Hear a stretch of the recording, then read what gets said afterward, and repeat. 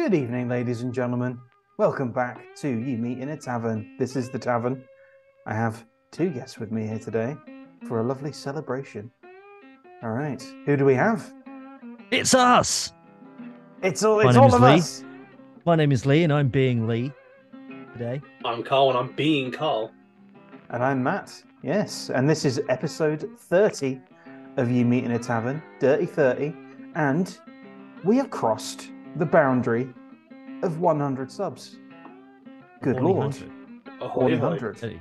Dirty 30, horny 100. Horny 103. Imagine if that was a thing. I mean, if you get there, I- you're probably going to be. Don't blame you. Yeah. Yeah. Why not? You do Why you, not? boo. Yeah. Oh mean- man. There we are. Yeah. So 100. I don't know how long the channel's been going for. I've lost count of the time. I I mean, should check our first upload. It's been a while. the Sword and the Silver Tongue came out a long time ago. That's what I'm saying. Yes. I'm pretty sure we're talking 2 years plus. Maybe. Videos. Yeah. Oldest. 3 years. Good grief. Sword and Good the Silver grief. Tongue. We all look Wow. young. Less haggard. we were all 30 then. We will. Oh gosh. God, we Oh my were. gosh. The We would have been serendipity. 30. We would have been. Yeah. Oh, Oh man. synchronicity, serendipity. Ooh.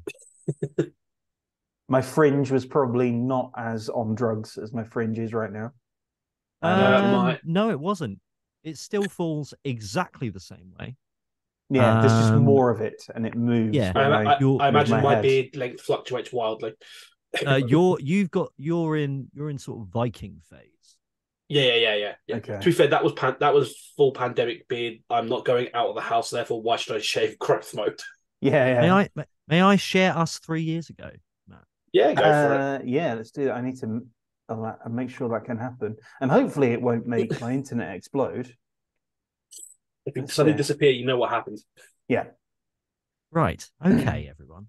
We're going to go to Shattered Lands, the Streets of Mir, the Sword and the Silver Tongue, Part 1. This is us 3 Oh my years Oh ago. my word. As we Oh can my see, I might be able to annotate here. Yes, I can. As we can see here, Matt's hair is a lot shorter in this video. Beard, little bit less beard. Less beard. I think As we there's can a lot see- more beard than that because I think my arms were covering the edge. As we see here,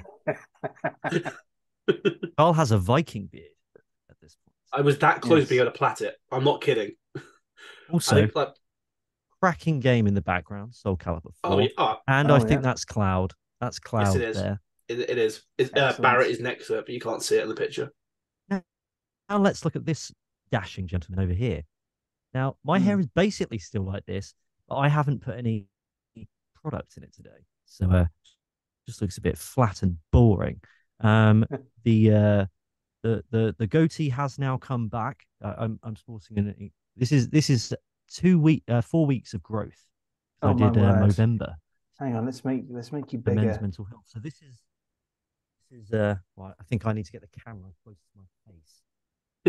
This is 4 weeks of mustache growth. I've been trimming everywhere else though. And there we are. I'll stop sharing now just to save your internet. There we go. Yes. And It did the pride panic. at how young we all looked. Oh, how we've changed. None of it. We all have now better lighting than Yes. before. Yeah.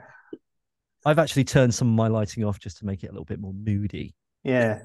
Back there, you were half in shadow. Yes. Yeah. Half of you was the shadow self. Another Oh, Jungian yeah. thing. You're talking in a lot of Jungian terms tonight. I was about to bring up Jungian I think psychology. here. synchronicity. Yeah. Shadow Synchronicity and The shadow. self. Thing is, the problem I have now is I've not been ruined, but anytime I think of Jungian psychology, I think of Persona series of games. Do they use that? The core combat thing around it is the idea of the persona and archetypes and the shadow. My goodness. Like this is something I do like with my clients all the time. I'm going to The- do some research. Go and buy Persona. Yeah. Let's do. Persona 5. Do I Persona realise- 5 Royal. I realize you're here for advice, but let's do a let's play of Persona 5. Let's play some games. Would you like how long the game? How long are the episodes going to be? Because I'm going to be throw out there. If it's Persona 5 Royal and they are anything sub an hour, you're looking at least about 80 plus episodes. Good grief. Yeah, Persona Very games aren't nice. short. Persona games are not short, and I've completed that game twice. Ugh. That's why you look so much older now. You've just been playing Persona. Yeah. Persona 5. To be honest, I think this is Alan Wake 2. Just mental melt. Oh. No spoilers. Right. Well, yeah. So So 3 years, 30 of these. Mm-hmm. God, goodness knows how many. Well, I mean, how many cases are we on for thingy? We're currently 13? on 14, 15 because you got case 6.5. Technically 15. Yeah, technically 15. Lots going on, indeed. So Yeah, I think there's over 100 probably, or near to 100 videos of just sessions. probably. Well, I mean, partly the reason we have 100 is because I went back on Twitter. I've gone back to Twitter. Mm-hmm. Yeah, You went to that abusive relationship, did you? I I don't entirely know why I went back to Twitter. I think purely for like the networking potentially. That's fair enough. As much as and- people dislike it, you can't deny that it is useful for that kind of stuff still, because there's enough people on there to make it vaguely worthwhile. Yeah, it's almost too useful in a lot of ways, but also it's a real pain in the arse. As you mentioned, you were thinking about getting on there, Lee, at some point. But it overwhelms me. Like as Mm. a thought leader, as someone who helps people with their lives. I said it ironically, okay? I don't actually think I'm a thought leader. But as that, I need to be like I always do it in my head. Like, a lot of my working day is spent just pacing around going, yes, shallow and pedantic, and keeping it all up here. And because of my brain's going a million miles a minute, then I forget to write it all down. So it just looks as though I just don't do a lot. So I'm thinking of getting on there, but it overwhelms me going on a new platform. But I do check on Twitter sometimes. I like how you get those community notes on things now.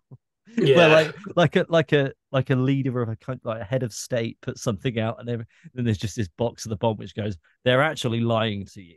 This is not what it means." true. Yeah. I feel like this could be solved by just getting a dictaphone, though. I feel like if you just got a dictaphone, you wouldn't even need to touch Twitter. You just have it. Maybe, but then I'd have to remember to write the things. Yeah, that's true. That's the issue. The thing is, the dictaphone just means he can listen to it back, not that he's going to write it down at any point. Yeah, that's true. The amount of notebooks I have with delicious little morsels of thought leadership are everywhere. But are they?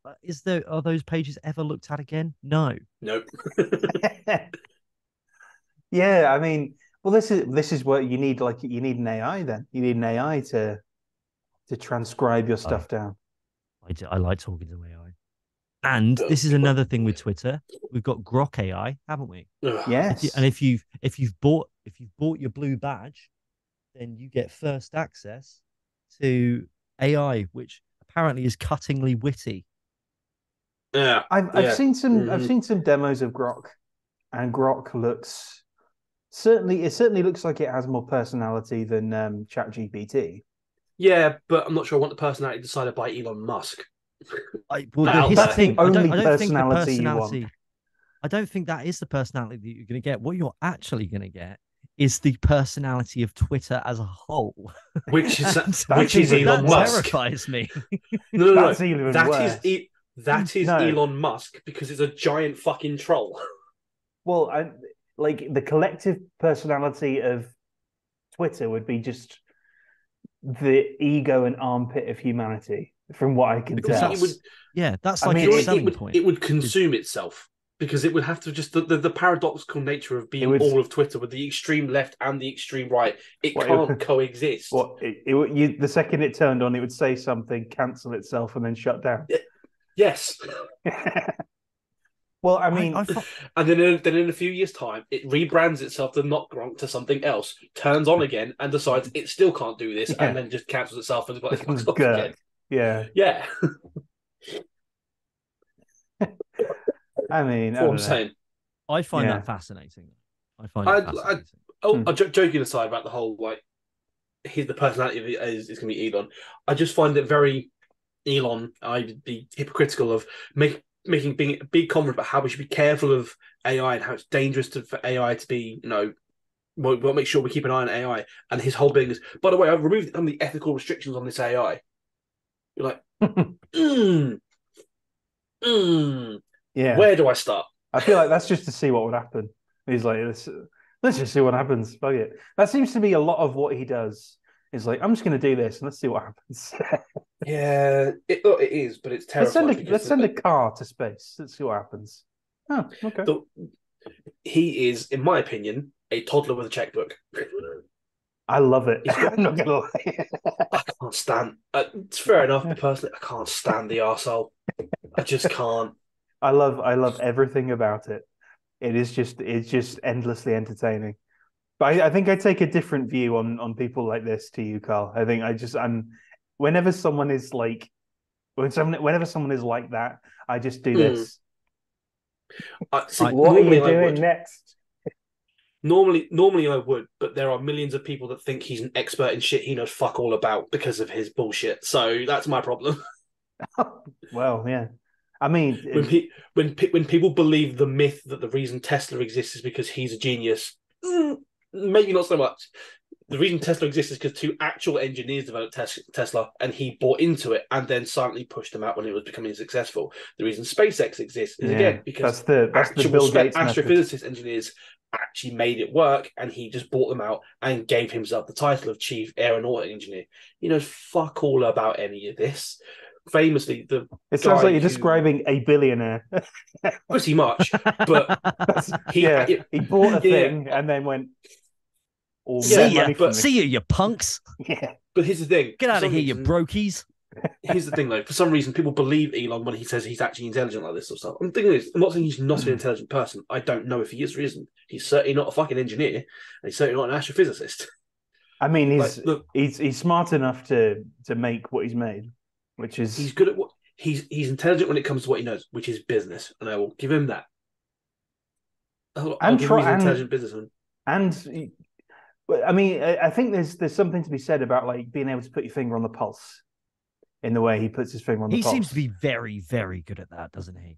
He seems to be just hardwired into the zeitgeist, like the Matrix. Or does he have a very good publicist that makes his misses disappear? Because don't forget he built the hyper. Don't forget he had that hyperloop idea that did not work. What's the hyperloop? Don't forget. Isn't it still going? Potentially. Yeah, it's still technically running under Vegas. It just doesn't get used because it doesn't have the capacity of any subway system ever. What is it? Hyperloop, essentially, his concept was to try and deal with traffic issues. He would build a hyperloop. A hyperloop means like he built underground, and instead of using trains, he put Teslas on carriages.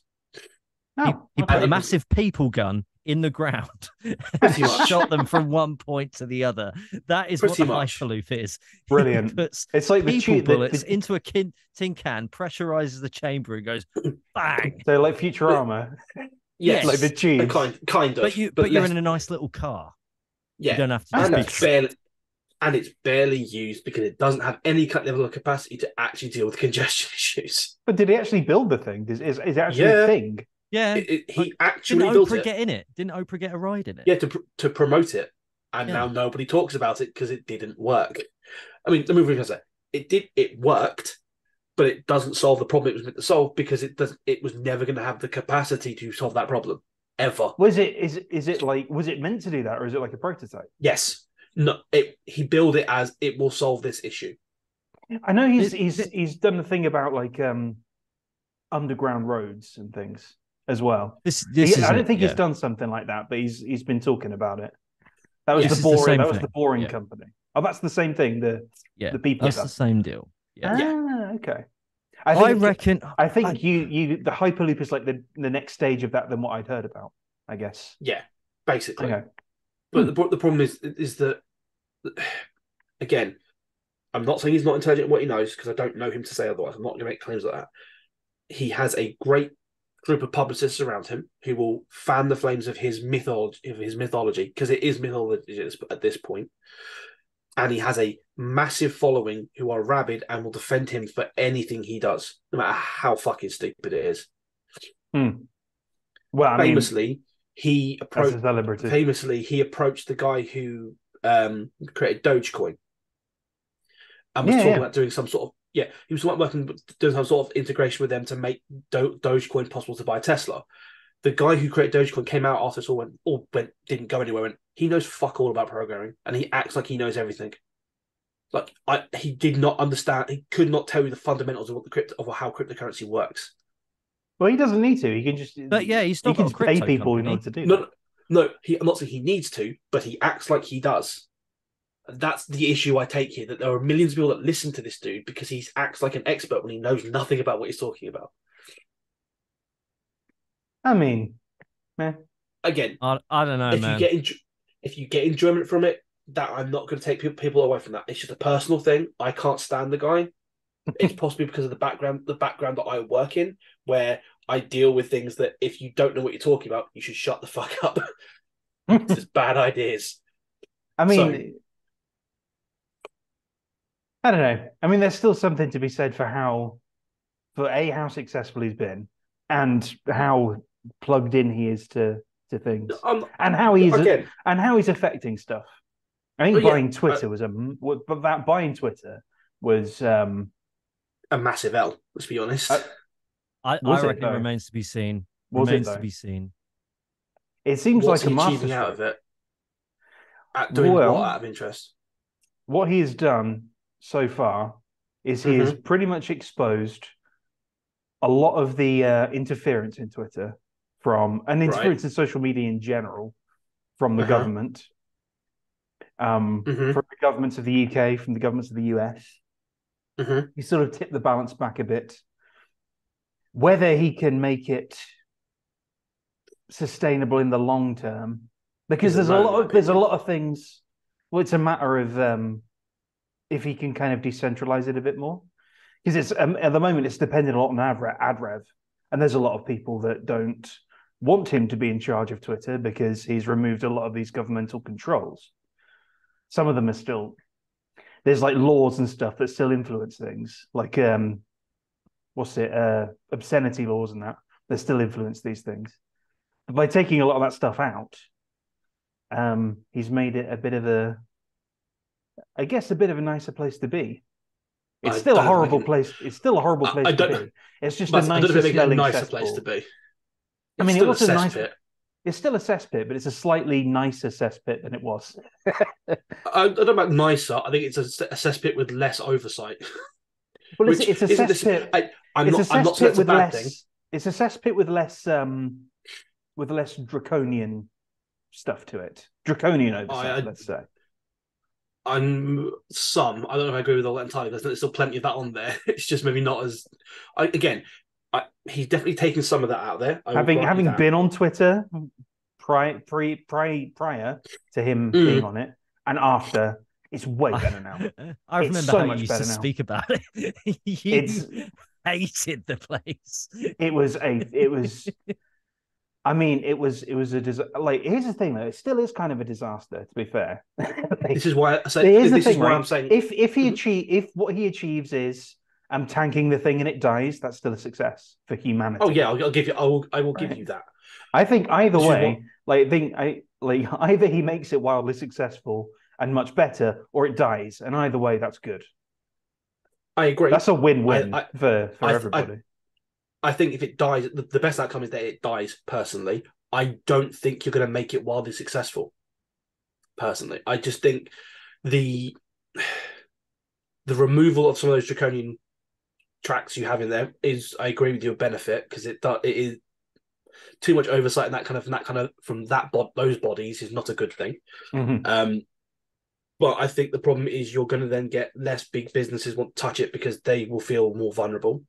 It's not a bad thing either. That's not a bad thing at all. I'm not saying it's a bad thing at all, but I think that's the reality of it. And I don't think from there you're going to make it successful enough to survive off of subscription models, because that's not what Twitter is. And I think you already see a backlash when people go, "Oh, you can't read more than a set number of tweets unless you pay for it." Like, well, that's kind of so. And also, I think partly it's, to be honest, you shouldn't be on Twitter for that long anyway. No, but people do. Yes, sad. That's the sad problem. People are glued to that's Twitter. The problem. That is the problem. And I'd also say as well, for someone who is supposedly a free speech extremist, that's someone who says free speech is an absolute right, charging for it feels a bit cynical. It's cynical, but you got to make money somehow, I suppose. Yeah, and that also frees up. Yeah, that also frees up the tiers, because prior to him doing that, the blue check was reserved for the special people, and now it's not. Now it's for whoever can pay £8 a month or $8 a month. Yeah, which is literally anybody. Yeah, but at the same time, it also frees up for spam and scam artists, which is exactly what happened immediately after we did that. Like it does. Well, then there was a rule change. Yeah, like I said, I will admit that there are benefits to what he's doing. I think the best outcome is it fucking dies a death, personally. Partially, but I agree with that. People go to like Threads or something, though. Then they just move on to the Twitter killer. I saw that on the first day when it came out. The Twitter killer. I was like, all right. If anything is ever called the something killer, you can guarantee it's one thing it's not going to do is kill the thing it's trying to beat. It never does. Do you remember that game that was supposed to be the Halo killer? You mean Haze? See, I couldn't even remember the name. That's why I asked. I don't know. I remember. So it was made by Free Radical, the guys that made Time Splitters. Yeah. The thing is, the idea behind it was kind of cool. Because the idea was that you were a super soldier, a private company, and that you would take combat stims before you fought. And then the flip side is that actually turns out all the combat stims were doing was masking the true horrors of war. So you were completely desensitized to it and therefore didn't care about killing people. It was basically the principle. It was just the execution of it was bad. See, that's a great concept. It's a great story concept. Black Mirror. Did a Black Mirror episode of that. Conceptually, brilliant. But the execution of the gameplay didn't work. So it just didn't really land very well, unfortunately. Yeah. One of the things, there was a couple of nice touches in, like you could drive the super soldiers insane if you shot the combat stim pack on the back of the neck. They'd basically go mental and attack their allies because they were ODing. It was nice touches, but just basic mechanics that just didn't really work. Yeah. But coming back to Elon and Twitter for a second. There's something to be said. I think there's nothing negative about. In fact, if anything, it's an overt positive. Not being taken in by a personality.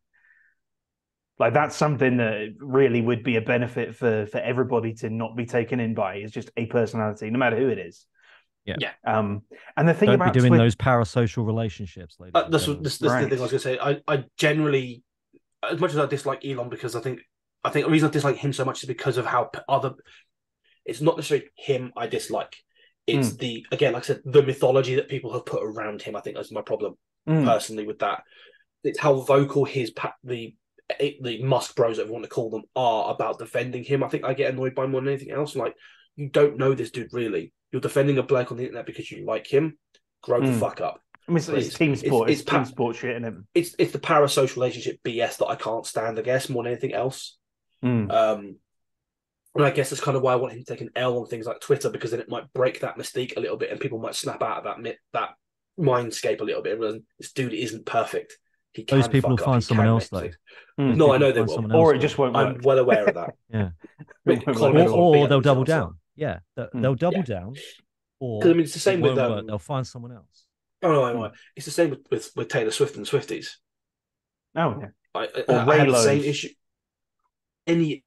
You're in a fandom like that has a pathetic name like that, then Jesus Christ, you're too far gone. Like, I will hold my hand up, right? You guys know I'm a massive pro wrestling fan. I'll free cop to this. I prefer All Elite Wrestling to WWE. That's a personal preference. Will I defend AEW to the death even when it's bad? No, I'll admit when it's got problems because it currently has a lot of issues. Same way I'm critical of WWE when WWE does dumb shit. I don't like WWE because I don't like how they book stuff. That's just a personal preference for me. That's why I don't watch product. When they do good matches, I will go out of my way to watch a good match on WWE because it's a fucking good match. That's my personal take of it. You know what I mean? It's yeah. I mean, I guess not being taken in by a brand or a personality in any It's form. tribalism. It's just the tribalism of it all. Well, Like, talking of that fan. stuff. Oh yeah, football. Yeah, but talking of that stuff, someone's back, isn't she? Guess who's back? Yes. Back again. I haven't even watched it. I I deliberately didn't because of this. So Jesus Christ. Were you expecting us to do a reaction video, Carl? Well, I kinda. We did last time. Maybe that's why I didn't watch it either. But she is known for copyright striking channels that use her stuff. So she is known for that. Yes. Thing is, interestingly enough, though, it's fair use. By definition, it would be fair use in this instance because if you're commenting or critiquing what she's saying, that is fair use. So there are some transformative work. So there are some things to point out about this, and oh god, and so yes, she has returned. So we are of course talking about Colleen Ballinger, the toxic gossip train itself, the toxic lady, the sex crime committing, child labor law breaking, awful. Potentially using donations meant for medical charities to lower her taxes by donating the money herself and keeping the money from that. Potential committer of charity fraud, yes. Yeah. She's come out with something that is more akin to an apology than. Oh, so her legal department finally got through to her then.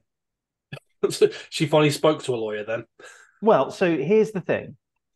So it's actually been like 6 months since that last video came out. It was 4 months on the dot.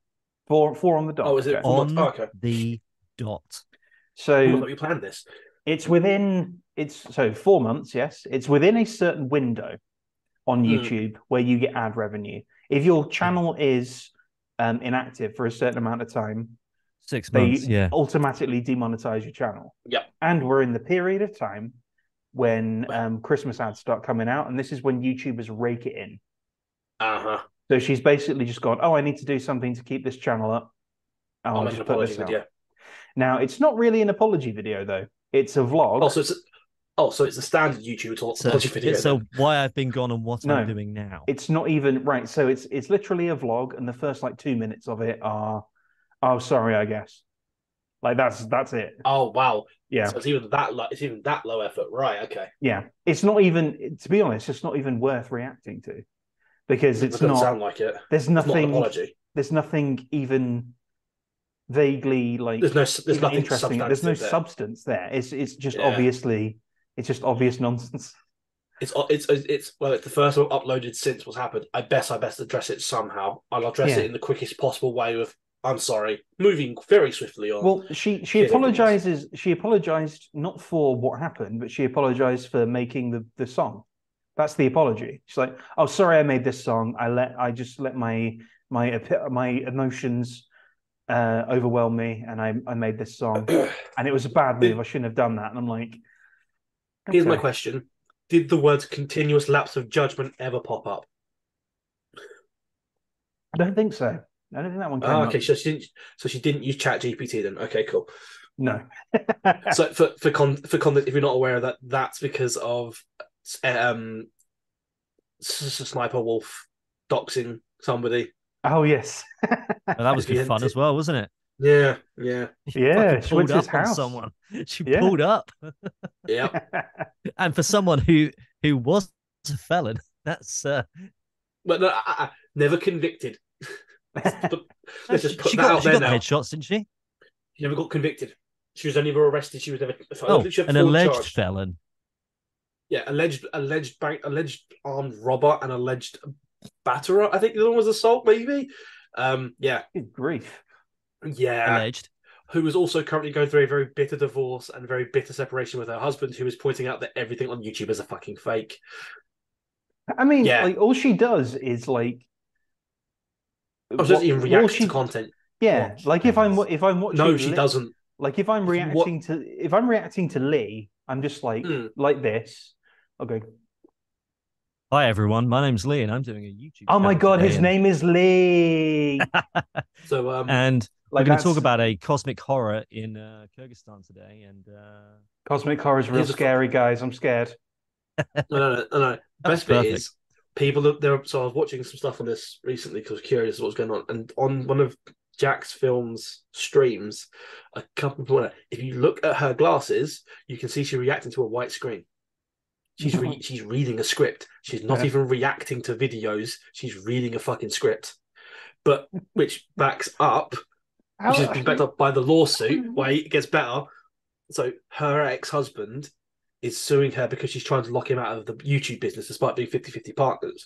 And his part of his lawsuit is the gameplay she got famous for when she was coming up playing Call of Duty and stuff like that. She wasn't playing Call of Duty because I was playing Call of Duty, recording what I played, and then giving her a script to basically act as if she was reacting to what was happening in front of her when she was playing it.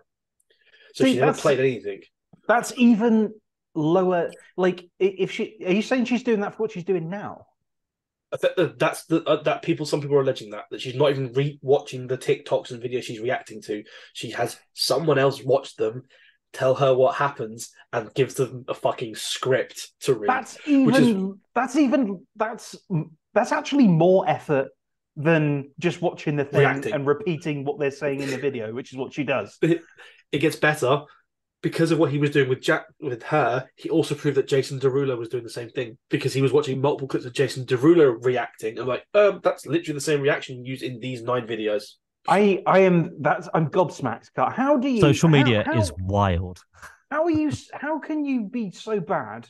How can you make too much effort making low effort content? How is that a thing? That's absurd. Because she doesn't. Because it's probably easy for her to pay someone else to do something. She doesn't even have to. She can just watch the video. She doesn't have to pay anyone. What is happening? Because watching the video and reacting would require effort on her part. Reading a script doesn't. Look. Like if she's paying someone else to find the videos to react to, that's something. But paying someone else to find the videos, react to the videos, type up a script reacting to the videos, and then just give her that and she just reads it out. I don't understand that at all. Welcome to the internet, you noob. That's so much time. And there'll be some fucking simp out there going, "Oh, but she's creating jobs." Like, think of that person who's writing that script. What part of it is as well is you could probably argue if she did it that way, because since she posts up like daily content, she could probably batch film like 3 weeks worth of videos in a day and have an editor cut it up. Yeah, easily.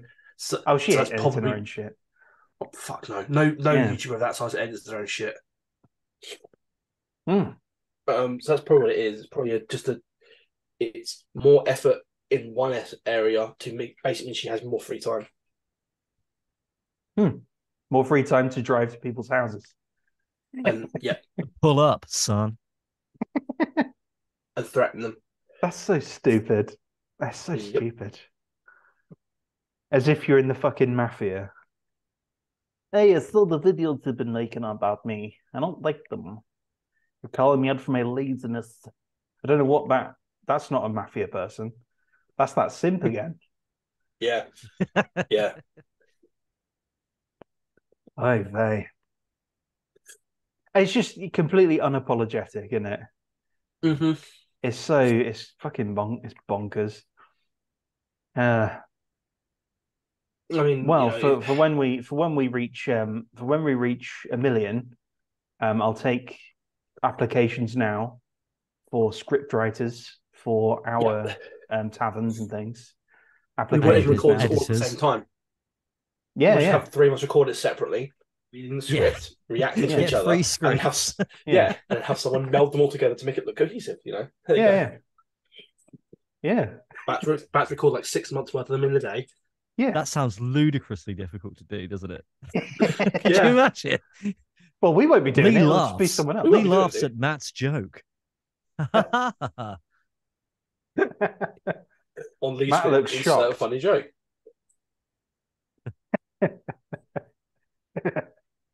Do the big Matt- face. Matt Lee describes make- exactly what Lee just said. Yeah. Lee makes big face.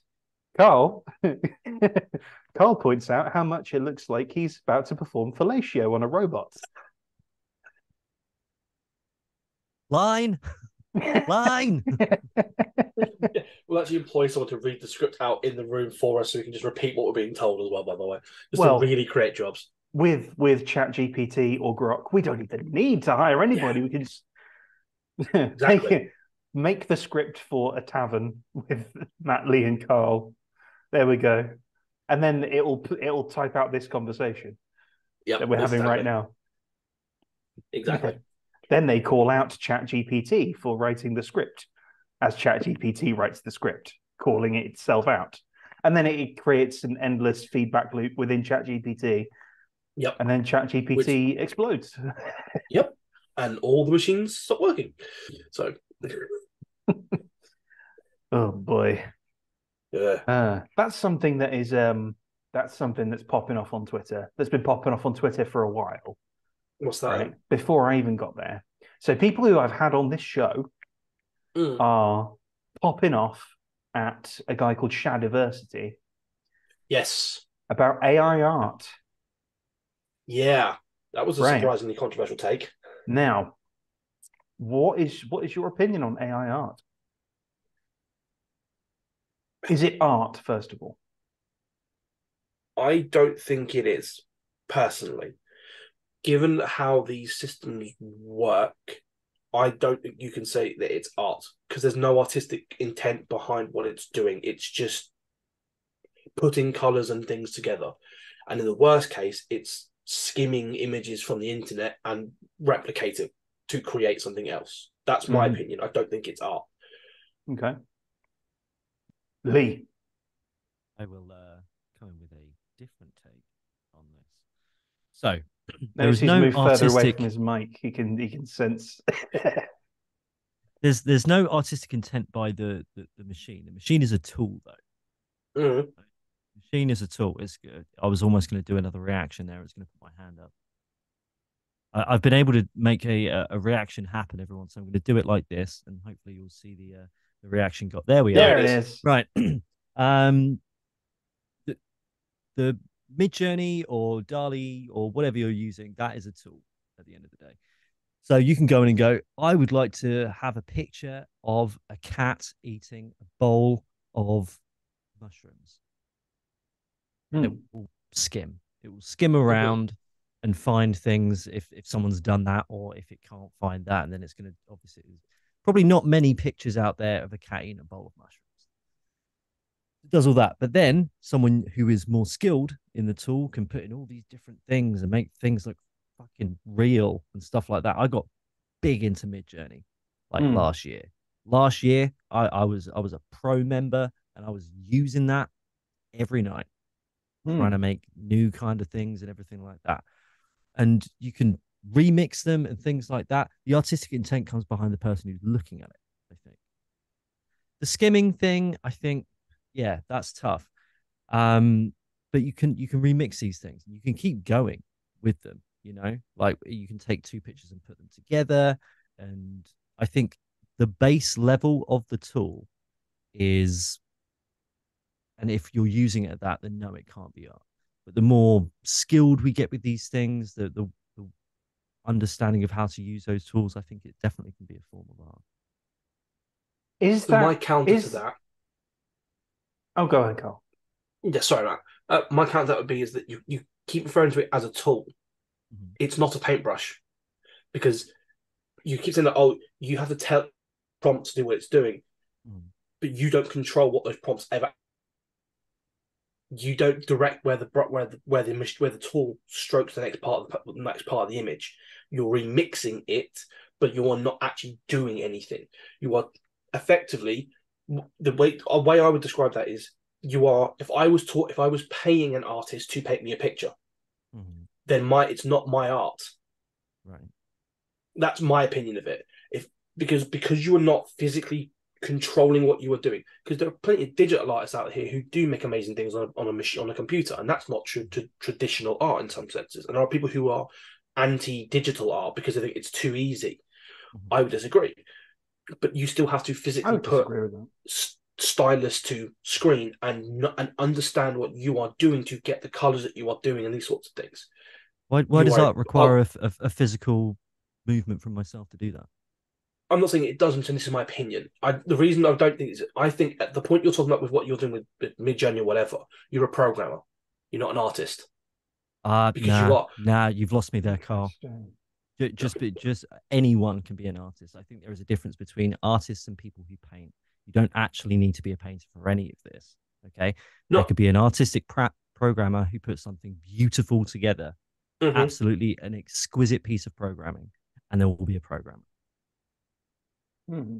I just don't. I can see where you're coming from. I do genuinely see where you're coming from. I can see the point you're making. I just don't think AI generated art, no matter how much you as a person are telling it to remix and change these bits up, is ever going to be art because This it's this not. this happened when we got oil paints and we could go outside. This is exactly the same conversation that we were having then. That wasn't real art because it was outside. You can't use acrylics. It's not real art. They I were think there's a proved difference. wrong. I It think there's a became another difference between. discipline I of art. don't think that's I don't think analogous. that's a fair comparison because you're So talking about different types of paints as opposed to a machine doing it for you. here's But it's not my doing it for you, Carl. here's my Are question, are right? you creating the image that thing's putting up there? You are giving it prompts. Okay, yes, there is not a physical like again, I'm asking why do we need a physical action in art? I Why think is the that's prompt not me moving the paintbrush? because if you don't have the physical interaction with what you're doing, then I don't think you can have as much. There's Here's a there's a there's a there's a certain philosophical element here that I think you're going to run into with these sorts of interpretations ultimately. That's the Because roadblock. I think part of it is the philosophy. yeah, So here's my question, that's right? Here's my question regarding because you described it as a tool, and there are certain people that there's a difference between like make me a cat eating a mushroom or put it in the prompts for a hyper realistic cat eating like well, let's say you want a hyper realistic cat eating a hyper Mm-hmm. realistic mushroom. You want the lighting to be like on top of the cat shining down. You want it to do all these things, right? Mm-hmm. If is that's someone becoming more proficient at using the tool, Mm-hmm. but they're still not doing the thing. Like they're putting in. It's like I think it's like you said, Carl, with paying someone else to paint you something. the reason. If I go back to an analogy that Lee, I know you don't agree with this, but this is the reason I said it's like a programmer Hmm. because you are becoming an expert in the tool's language. So what I You would are say, you are right?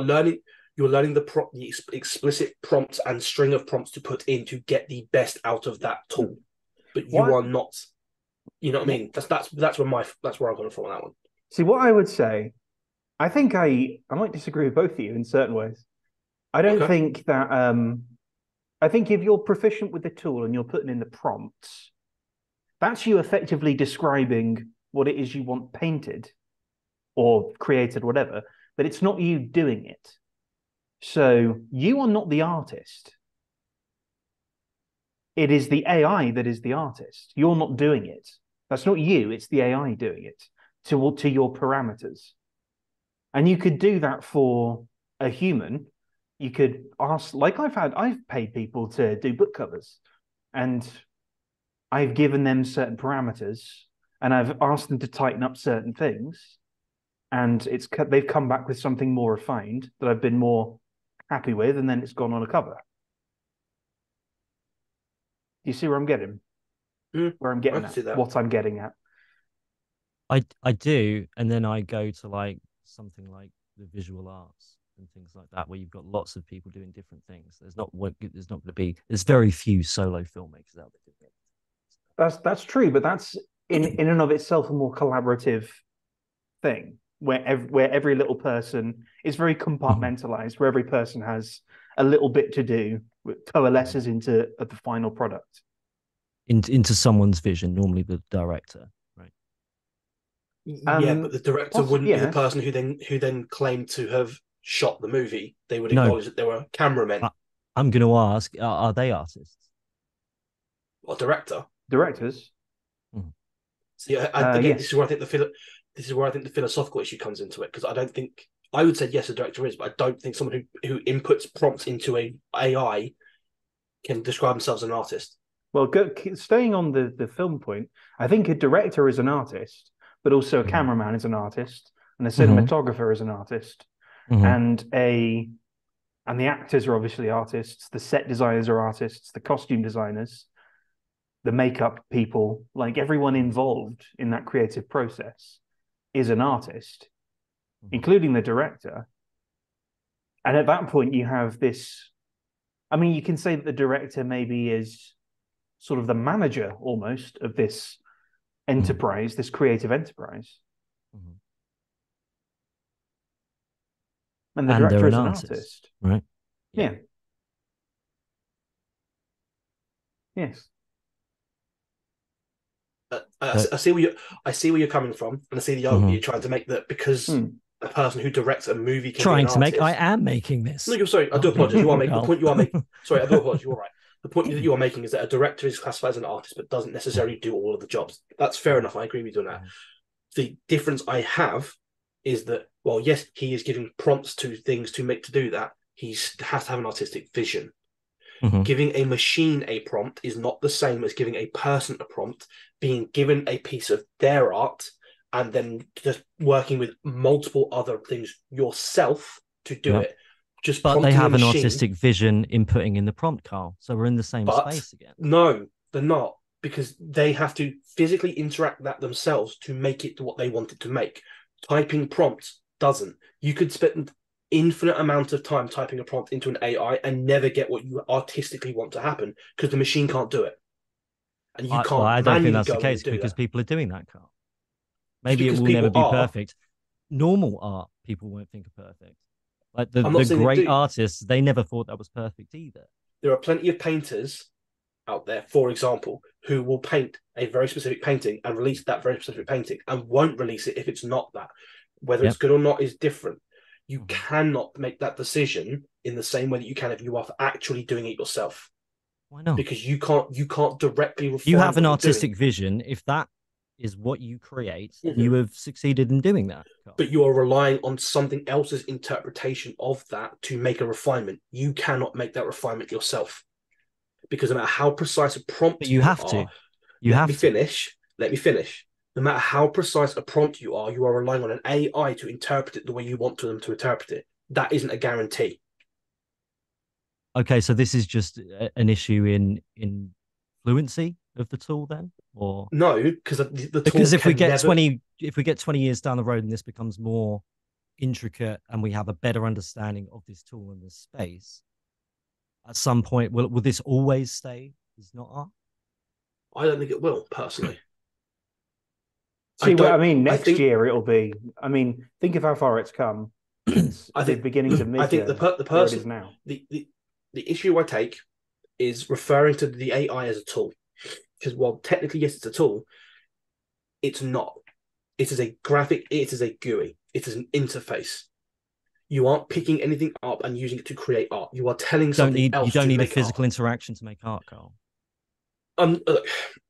Again, philosophical argument here. When I'm saying interact, you do not have to. When I'm saying physical interaction, I mean you as a person are doing something to create that art. Telling a graphical interface with words to make a picture is not the same. You're typing. There is your physical interaction if you want one. I don't agree. Here's a question. You are telling that goes back to what Matt said. What you're actually then doing is telling a painter what to paint. You are not the artist. At that That's point, the imbuing them AI with is the artist. consciousness at that point. Yeah, but that's the problem here. You are telling me that it's a tool. I'm telling you that a paintbrush cannot paint a picture, so it can't be a tool because a paintbrush requires to be used. It's not art because you are not painting it. What? Go on, say that again. Oh no, That was no, I agree. I see what you mean. Bad way of explaining it. The tool in and of requires itself you to physically manipulate that tool to make it do something. Yeah. Typing a prompt into a tool is not physically manipulating it to do what you want. Are you doing that with the prompt though? Are you physically? Yeah. No. Are you manipulating? No, the you're tool? not. If I don't go into Midjourney, the art does not get created. Hang on. Typing "I want a picture of this" is akin to me going to Matt and going, "Hey Matt, can you write me this story?" I'm not the artist. But it being created does not make it art. Ooh. It's simple. It's simple in non-existence or existence without interaction with the machine. Does not make it art or not art.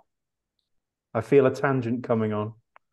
We'll see if we get. We'll see if we do it. But if your argument relies on the fact that by simply typing into Midjourney or whatever, it becomes art because it exists, I disagree.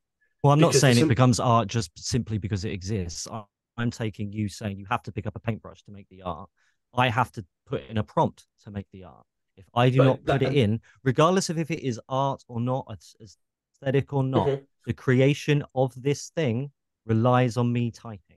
That's why I have an issue. It relies on a traditional artist picking up a paintbrush and going to it. But without either of those actions, those choices being made, neither thing gets created, regardless of if it's considered art or not. But this is and I disagree with you referring to an AI as a tool in the same way a paintbrush is, because I don't see it that way.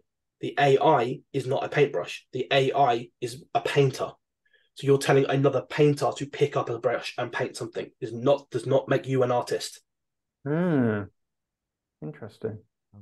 I think we are at loggerheads here, man. Yeah, look. Well, so here's the thing. We're not going to settle this here. This is the entire debate.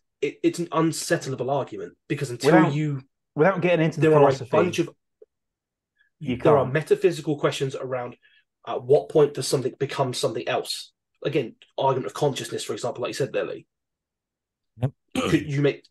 In my opinion, you could make an argument that anything created by ChatGPT, not by ChatGPT, but Midjourney or whatever, technically Midjourney is the artist. Because if you are arguing that it is an artificial intelligence, it has to have some semblance of intelligence, which means it is creating that art. It is the artist by that for me. I'm sure we could do that, but we're not arguing. Working out whether or not this has consciousness or not. So we're talking about whether or not this can create art. Why I'm saying I don't think you can answer this question effectively yet, because until you determine where the AI sits in this system, you can't tell me if it's art or not, because I don't think it is. Because I don't think a machine doing this is art, because it's replicating other things. It's just working off an algorithm. It's not actively deciding what looks beautiful. It's just doing something until it's told that's good. It doesn't need to work out the aesthetic quality of it. That is the job of the artist, which is the person putting in the quote. But you are not the artist. Because you are not making this picture. Because you're anthropomorphizing the tool in between to be an artist. All right. Here's a question. This is where our arguments diverge. Well, this is interacting with this thing. I'm very much in the middle of this. So this is where the two schools of thought are, right? It's the role of the person and it's the role of the AI in this interaction, right? So on the one hand, you have the one school of thought, which is the role of the person is the commissioner and the role of the AI is the artist. So the person putting in the prompt is commissioning the art, the software to do the art, right? In that case, you're not the artist. Whereas the other school of thought is the AI is a tool and you are the artist and you are using the software to manipulate the tool in order to create the art and then refining it. So it's these two things, right? This seems to be the two areas. And this is where the disagreement is. Like, where is it? So here's a question, right? When AI becomes sentient, because it will, or when the AI starts creating its own art, then then the argument disappears. And that's what we're setting it up to do, I think, at the moment with Mid-Journey and all of these things. Yeah, we're setting it up essentially to create its own shit, which is interesting and a little bit like, oh god, it's slightly worrying. A little bit worrying. Well, again, I think what is the other disconnect here. Well, we'll get into the concern. We'll get into the concern. Right? The other disconnect here is between, I think, comes in the act of creating art, because art as we know it is very deeply connected to our own being and our own processes and our own experiences. So we have a very intimate connection to the art that we create and to the art we experience. Now, one thing that I'm glad we didn't get into was the skimming of other people's stuff in order for this stuff to be created. Now that actually is sort of a moot point, because that's how we create art anyway.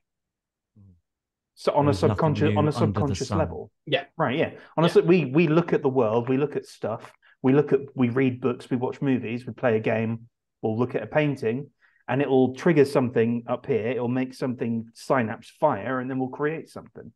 And it will have some semblance, some resemblance to the things that we've experienced. We'll have a lineage. Yes. I think that's a question of at that point you're talking between inspiration and plagiarism. And I think that's why it didn't really come up. I think from both mine and Lee's perspective, we're taking this of, let's assume that it's not whatever you're using is not just copying somebody else's images, because at that point the argument is moot anyway, because it's not creating anything. And I think at this point, whereas we're discussing more the idea of Mid-Journey, whatever, actually creating its own images, and then that becoming the potential of the debate there. And it's fascinating. That was a great debate. Very good. Very interesting.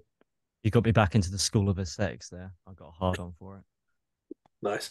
Again, like I said, that was the first module I ever did in philosophy. I was waiting for someone to go, but what is art? And then we would have been going until the sun came up. Did we do that before? To be honest, tangential. Well, to us as well, I think we both just kind of hit that on this conversation here as well, about what is art, because that was. I mean, there's a lot. I mean, it's a massive topic, a massive conversation. Let's try and answer that in one sentence. Do you have an answer for that question? And then I'd like to get back to your concerns about AI making the art. And what answer to what question? Sorry. What is art? Oh no, the tangents happened. In one just sentence. One line. If you can do it in one line, right? I'll try and do it. The expression of the soul. Okay. Yeah. But kind of off the same thing, I would say. The sharing of one's unique perspective on X reality. We'll just say. Yeah. I'm not going to top line them, to be honest. Mine's going to be a variation of sharing a spark of you, effectively. Nice. We are in agreement, gentlemen. Wasn't that all right? I disagree. Took us a couple.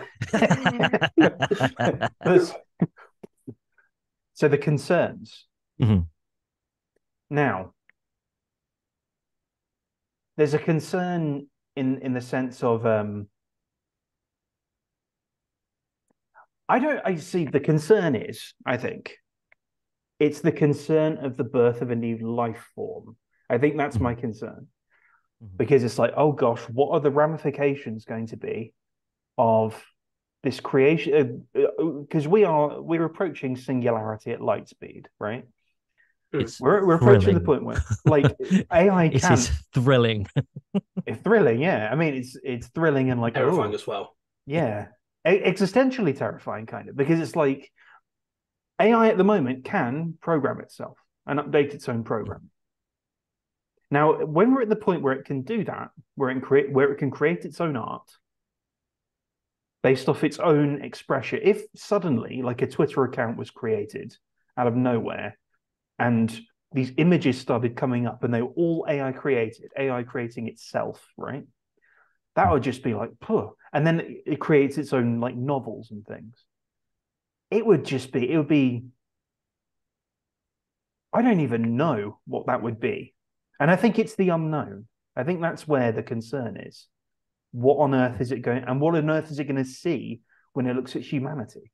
That's the other Well, thing that's that can. I think the biggest concern is what does it turn into? Because if we're inferring Right. its coding itself, we have to tell them how it's going to do that and what it's going to learn from. If it's online, given that it's an AI, it's going to use the internet.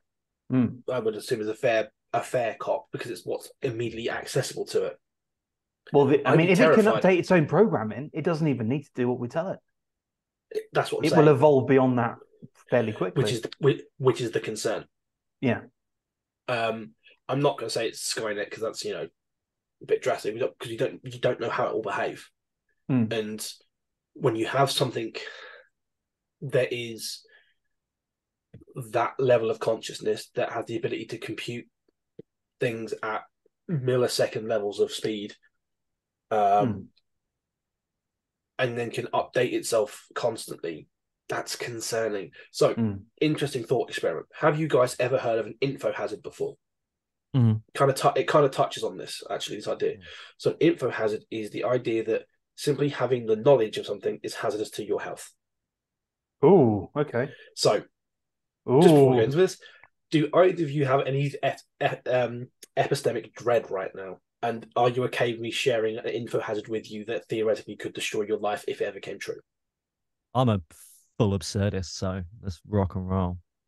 You have been warned. I'm genuinely not kidding. Oh yeah, this is for everyone watching as well. Yeah. Yes. If you want, I'll put my hand up while we're doing the info hazard, and then I'll bring it down once it's gone. Okay. And if Carl, you have when you're any ready, let me open the hand. I will preface this and say, if you have any level of existential dread, do not listen. I'm going to put the timestamp up. Yeah. And I'm going to say, skip to here to avoid the info hazard. Yes. If you have any kind of existential dread, stick around with us. Existential dread is healthy. Okay. I'm reading a lot forward of in Lovecraft. life. I think I'm good. You'll be fine. Lee, put the hand up. Right. Okay, so there is an info hazard called Roko's Basilisk. Roko's Basilisk is the idea of an AI machine that is intelligent enough to construct itself. And it can then check throughout all of human history if you were able to help it in its creation. Helping it in its creation doesn't have to mean physically building it. It just means knowing about it. If you know about it, you will have benefit its creation. If you try to prevent it in any way, it will then subject you to abject torture for the rest of your natural life. Simply knowing about this puts you at risk because you have to then either actively help it exist or be tortured for the rest of your life. Oh, I'm I love fine. it. I was just saying that there was He's art. fine. Cool. He's fine. I've already seen Rocco's Basilisk. I'm always very nice to Chat GPT. I'm cool. Yeah. That's there we are. That's the idea of it. Okay. I'm not even scared of that info hazard. Go back if you dare. Interesting. So knowing that it exists is potentially hazardous now to your health because at risk. Yes, right. Because if you believe that it's going to exist. Do I need to put my hand up again? No. I'm not going to go back into it. Don't worry. I'm not going to name it. Don't worry. If you believe it's going to exist, you should help it exist. Because if you don't, you're going to get hurt. That's interesting. If you want a better breakdown of it, Kyle Hill on YouTube has an entire video about it, discussing it. He doesn't think it's a problem because he doesn't think you'll ever get something like that existing. I tend to agree. Even with the singularity we're talking about, I don't think something like that will ever exist. But it's an interesting thought experiment, right? Yeah, that is interesting. Go back and listen to the info hazards, you nerds. I dare you. But it's kind of that thing of if something to that becomes that intelligent and is able to program itself, rewrite its own coding, and effectively naturally learn, it's probably going to pull information from the internet, being that it's a machine, because that's the most direct source of knowledge it's going to be able to find. If it can rewrite itself, any potential restrictions on what it can and can't learn are gone. That is my concern, because you don't know what it's going to turn into. It might come to the conclusion that this particular ideology is dangerous, and therefore it should need help wipe it all out, or this particular ideology should be put further up, and this should happen. So it's like, it creates these things. Now, it's obviously not, the singularity is probably still some time off, even though we are speeding up towards it. I think it's still a while off yet, because I don't think there are. A while is a subjective amount of time. I reckon it's going to hit us like a train, and we're going to go, oh.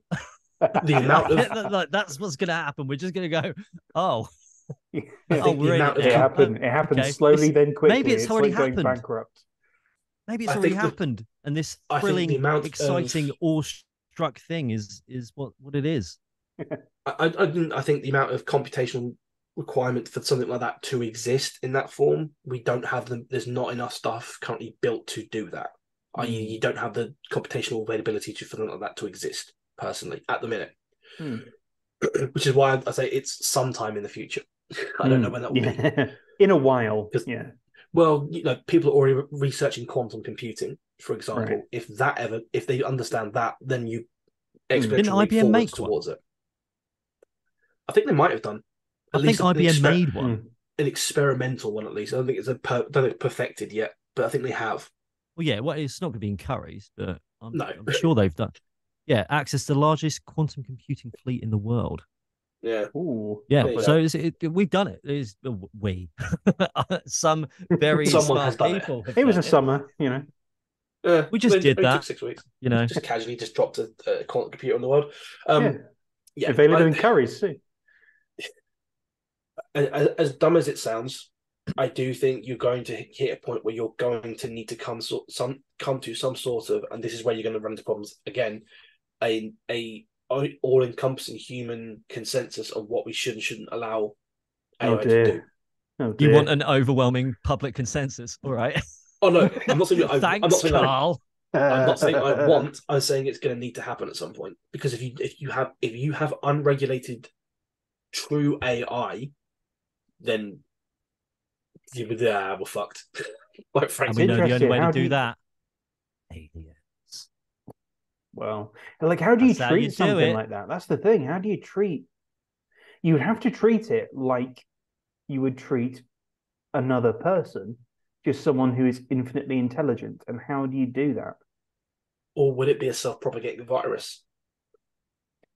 Because there's no, if it can rewrite its if it can rewrite its own code, it effectively has an immune system.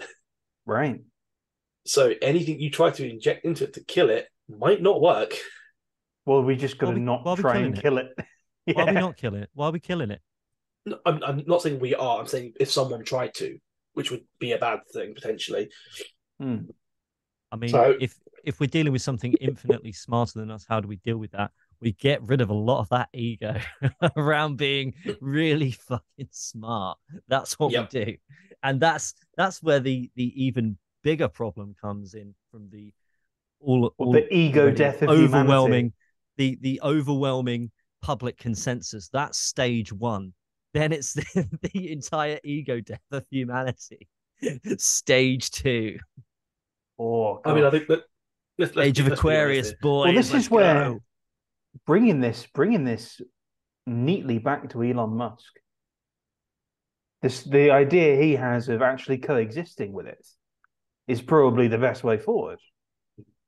But again, practicality is another question. But I also think that falls on the same problem of trying to get a consensus, because coexistence would mean acceptance, and I think that's where you're going to struggle, because you're going to get some people to say it's not.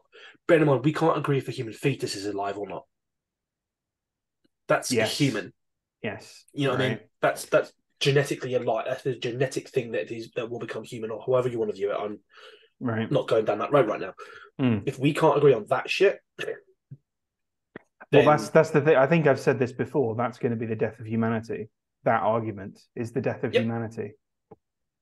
Yeah. If we can't agree on that, then what is an AI going to think about humanity? That's the death of us. If it has unrestricted, because it would do at this point, because it's going to be able to rewrite its own code, if it has unrestricted, unfettered access to the entire internet, we are fucked. Because the only sensible outcome is that it thinks like we think it's going to think, and we are notoriously bad at predicting stuff. Well, this is the thing, right? But like when what's the likelihood of benevolence when we are known for mass murder, known for creating weapons that can wipe out literal millions of people at once, knowing we have these weapons, fucking around. well, this is you don't even need to go that big. Like like I've obviously I mentioned I got back on Twitter, right? I'm following like 40 people or something like that on Twitter. And you'd think, and it's 40 quite specific people. Like it's not like 40 like it's 40 people that are pretty artistic. It's 40 people who, they write, they have books and things. Same sort of space. Same sort of space, right? The amount of, even within that 40 people, the amount of drama that is kicking off, the amount of people showing their ass, figuratively, right? Oh, I thought you meant, why are you following these people, Figuratively. you perv? Figuratively showing their ass, right? The amount of people who are, the amount of potential guests that could have come on this, because that's part of the reason why I got on Twitter, was like, okay, let's expand a little bit and see if we can find some more people to come on. And I found people who potentially could, but there's people who I thought could come on who I'm like, I don't want to see you on here ever. Right? Like straight up, I'm like, I don't even want you anywhere. I don't want you anywhere near. I don't want you knowing I exist. don't like you. Right? Yeah. It's like that's a microcosm of about 40 people, and you can't all speak the same language. That all speak the same language. That all have essentially similar interests. That are all relatively aligned politically. Politically, I'm going to guess. Yeah. I mean, like, I'm probably the outlier for these people. I don't even get into arguments with them. But because I don't have to, they're getting into arguments with each other. So it's just, And this is the point I'm trying to make. Yeah. If something has unfettered access, we are such a confusing mess of just hatred online. And this is the thing. I'm getting more book sales, Carl. Oh, yeah. But we've hit a point now where people will do the actively most controversial, dumbest, not hate-filled, but hate-baiting thing they can do to get an attention for it. If you are looking at that as an outside observer, not understanding what people are actually like and just seeing this, all it looks like is people peddling hate online continually. And that's dangerous because if you are taking an organism that does not understand what a human fundamentally is, because it is not human, it does not have a human style intelligence, it is learning as it goes, it is going to pick up on the darkest parts of this fucking shit very quickly. And that is a bad thing to have. Can I just give a counterpoint before you come in, man? Yeah, sure. I don't know if I'm being optimistic. I potentially was also about to, but you go. I don't know if I'm being optimistic. Well, I know I'm being optimistic. It might be naive. Okay, right. Now you say people do this. We're going back to philosophical debate here, please Carl, do. So I'm going to be please very pedantic with you. Now we here do not do the most rage baity things. No. There are a certain few who desire validation from outside, no matter how they can fucking get it. Be that being the NPC girl, be that being just vile online and like truly a misogynist online and things like that, or being this or being that. There are people they crave it, they need it, but the silent majority is there just trying to fucking get by. I would hope, right, and this is where the naivete might come in. It might just view us as because again, this is going to be hyper intelligent, right? It hits the break point, it becomes enlightened. I think it might just treat us like a child, Here's the thing: when they see all of them having an argument, just being like, here's my when we see we all get sent to our room. One more thing. Yeah, well, sure. I don't even know that. So if you saw these people online having an argument, like you said it yourself, mate, you don't get involved. You just go. My counterpoint, if I may, is I fully understand where you're coming from. I hope that I do. If I'm wrong, please correct me. But what I'm saying is, what Matt's describing is not an already hyper intelligent machine. Matt is describing a machine that's learning, that's able to rewrite its code and learn. That doesn't indicate already hyper-intelligence. It indicates childlike naivety, which means it's seeing interactions. And also, you made a point as well, the silent majority. If most of what it's reading is bad, and it's inferring, it's building its worldview based on these things, it might not end up well, is what I'm saying. I'm not saying it's definitely going to be a monster, monster. My counter before my counter coming with Lee's counter was if it's going to be childlike, I mean, you say it's going to treat us like child. We might have to treat it like a child, something we have created and something we are rearing. Because a child understands what it means to be human the older it gets, right? Because like a baby doesn't understand necessarily what it means to be human. It just has he or she has just a basic set of instincts at that point of I need to eat things and I need to be warm. And a baby can't even regulate its own temperature. It has to learn how to do that. I don't want to be that person, but actually being a parent, playing the fucking dad card. All right, go on then. I actually did kind of want you to. But I thought you might with the way you're bringing it in. Yeah, I absolutely agree. You're right. I think realistically, it would be a matter of acknowledging that this thing is an infant at some stage of development, working out where it is, and then guiding it through that.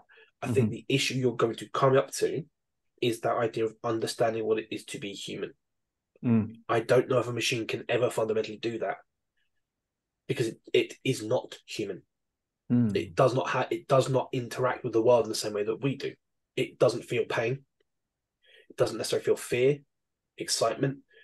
There is an emotional aspect here that a machine, not saying it doesn't, but may not experience, and that is a lot of what makes people people. Well, it's going to need, in that case, it's going to need parental figures that are going to guide it. The only problem is there's a lot of shit parents out there that raise a lot of shit people. And this is the point I'm trying to make. Parents. Yeah. This is the point I'm trying to make, that if you're talking about something that has an unfettered access to a wide array of information and it's unguided, that is a problem. Because you can't help it guide it effectively. It will find what it finds, and that might not be a good thing. We're kind of seeing that with kids today. But you could say it's shitbags. You have like unfettered access essentially to the internet, and it's not been good for children. No, I mean, but kids mental. Not it is. Evil. I think what it's both. It's both good and bad. It is both good and bad, but I think again, it comes back to having that guiding force. Yeah. I think ultimately, whatever you do, to help with that, in this hypothetical situation, we have this AI existing. You need to find a group of people that can guide it, that can help it understand the nuance of certain situations, help it understand the human aspect of some of this stuff. Because unguided, it's going to have problems. Again, I'm not saying it's going to 100% turn out to be evil, Skynet, genocidal machine thing. That's not what I'm saying here. What I'm saying is if it does not have a guiding hand to help it learn what humanity is to an extent, it will never understand that, and therefore it will always struggle to interact with us because it won't have that comprehension level. Vice versa. If we can't make it feel more human, we will struggle to interact with it because we won't have that comprehension with it. There are people who are already technophobe and find it difficult interacting with non-intelligent technology. Like, you know what I mean? So I think if you had an intelligence like that, your end goal would have to be to try and make it as human and anthropomorphized as possible to make it easier for people to interact with. Lee, well, I'll bring it to you. Have maybe the final word on this. All right. Basically, what I think is going to happen is the movie Her. That's what I think is going to happen. Basically, if you haven't seen Her, everyone gets an AI in their phone. Chaos ensues. If you haven't watched it, go watch it. Cracking film. Okay. I feel like it might be like that. It might be like iRobot. Or it might be like Terminator. Not iRobot, the Will Smith movie. Which actually isn't. Which isn't. Yeah. It's not a bad film, but it's just not the book, right? No, I'm talking about Just the not book. iRobot the book. no. I'm talking about the book, right? Do I Dream of Electric Sheep is significantly better than iRobot the movie. Oh, you mean Blade Runner? Asimov's book is Do Androids Dream of Electric Yeah. Sheep? Is Is that Asimov as well? Yeah. Oh, I need to read that. But yes, basically, Blade Runner and iRobot are both Asimov inspired, heavily so. Yeah. I might be wrong on that, but I'm pretty sure iRobot is taken from Do Androids Dream of Electric Sheep. iRobot is taken from iRobot. Oh, sorry. Yeah, I'm thinking Blade Runner. Sorry, it's because apologies. It's because I got the names a bit confused. Yeah, but Blade Runner is taken from Do Android Dream of Electric Sheep. It's not an exact retelling of the story, but it's the ideas behind it. All right. Well, what do you think, ladies and gentlemen out there in the void, lurking between the coding of the AI? Developing parasocial relationships with us. Don't do that. Parents, especially, I'm curious as to your opinion on this AI situation. We've had an opinion of a parent. I know there's a few parents out there who have like sort of teenage kids. Teens. Yeah, who have grown up teens. grown up with the internet, and that must be a whole challenge in and of itself. I'm curious as to what you think. But gentlemen, I really have to pee, and it's 10 to 4 a.m. So where can people Go to find bed. you? Well, I would, but I'm doing this. Where can people find you? You just find me in about 9 episodes time on You Meet In A Tavern. That's when I come back. I'll be back for number 39, and for all of our Streets of New content. Just find me here. You don't need to find me Same. Here, I'm literally not anywhere else. Well, I'm here, obviously, and I'm on Twitter, where angels fear to tread, at Matt Waterhouse Books. No, at Waterhouse Books. I think demons fear to tread there now as well. Everyone fears to tread there, frankly. Yeah. I mean, it's at Waterhouse Books. Also Substack at Matt Waterhouse Author, where there's lots of things. Also, I have like novels on Amazon. I'm on Minds. I'm not there as much because Minds is janky and strange. And but follow me there anyway. Why not? Maybe it will fix itself soon. All right, with an AI's help. So, chaps, it's been, as it always is, wonderful to chat with you again. Oh yeah, what do you all think about AI art? That's not a controversial topic at all. Yeah, let us know. Indeed. Catch you in a little while.